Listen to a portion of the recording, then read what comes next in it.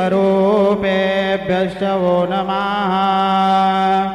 श्वेतांगं श्वेतवस्त्रं सितकुसुमगणैः पूजितं श्वेतगन्धैः क्षीराब्धौ रत्नदीपैः सुरनरतिलकं रत्नसिंहासनस्थं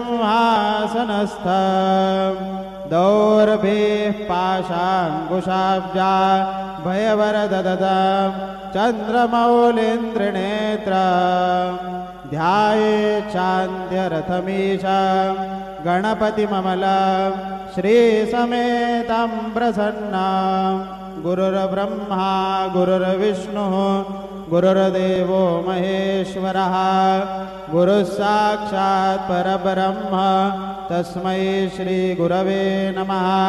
सद्गुरु साईनाथ देवताभ्यो नमः।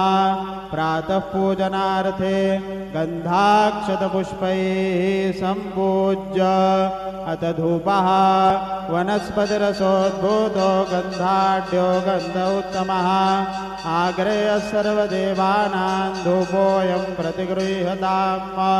धूपमाघ्रापयामि साज्जंजवर्तसंयुक्तं वह्निना योजितं मया दीपं गृहाण देवेश त्रैलोक्यतिमिरापः दीपं दर्शयामि धूपदीपान्ते उपहारनैवेद्यं निवेदयामि।